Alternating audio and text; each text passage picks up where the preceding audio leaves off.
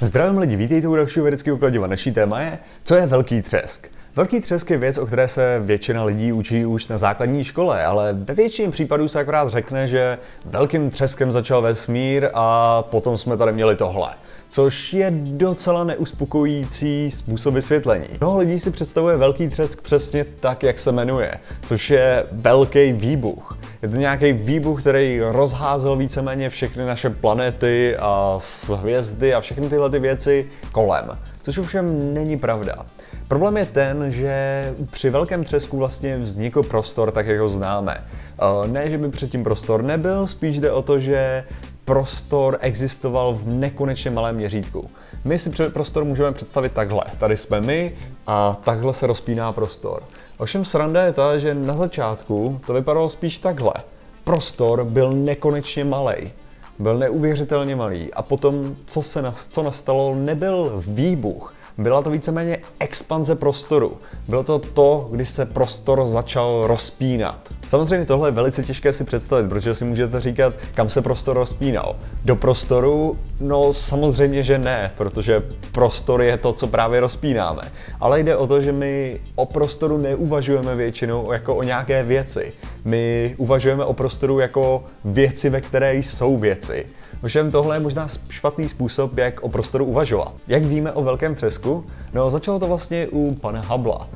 Pan Hubble totiž koukal na vesmír a pozoroval, že vlastně veškeré objekty ve vesmíru, které jsou od nás trochu daleko, se od nás neustále vzdalují.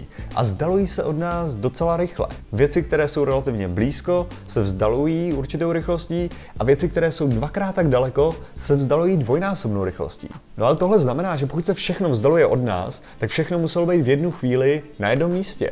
A záhadně to jedno místo je zrovna naše planeta.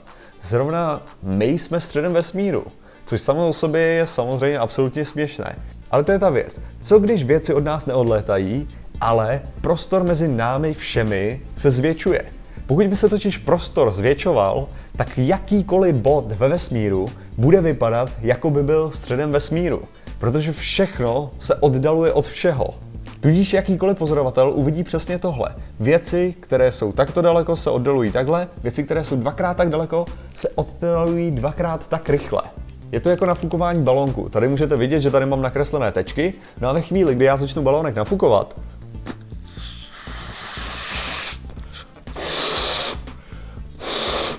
se ty tečky od sebe budou oddalovat. A samozřejmě, jakoukoliv tečku si zvolíte, tak od ní se bude všechno oddalovat. Protože my neposíláme jednu tečku od druhé, my zvětšujeme prostor, na které ty tečky jsou. No a kdyby tohle byla pravda, tak to znamená, že vesmír by měl být 13,7 miliardy let starý. No ale pokud by vesmír byl takhle starý, tak by po velkém třesku měla zůstat zbytková radiace. Tahle radiace by měla mít teplotu asi 3,5 Kelvina, protože vlastně jde o to, že když byl vesmír v takovémhle stavu, tak byl neuvěřitelně horký, jak všechno bylo natlačené na sobě. No a tím, jak se vesmír rozpíná, se ochlazuje. No a teď jde o to, že pokud by tedy vesmír byl 13,7 miliard let starý, tak bychom měli být schopni detekovat tuhletu zbytkovou radiaci. Zbytkovou radiaci potom, když vesmír vypadal takhle. No a tahle radiace byla detekována. Byla detekována omylem. Byla detekována tak, že vlastně vědci v Bellových laboratořích experimentovali s mikrovlnnými vysílači a zjišťovali, že na jejich vlastně mikrovlnných anténách je konstantně nějaký šum. Nehledě na to, kam namířili anténu, vždy tam byl ten samý šum. Nehledě na to, jak vyčistili jejich zařízení a tak, vždy tam byl ten samý šum. No a pak zjistili, že tenhle ten šum odpovídá přesně té radiaci, kterou bychom měli měřit, pokud by vesmír byl 13,7 miliard let starý. No a takhle byla nalezena tahle radiace. Zároveň pokud jste někdy si hráli s analogovou televizí, tak jste mohli tuhletu radiaci vidět.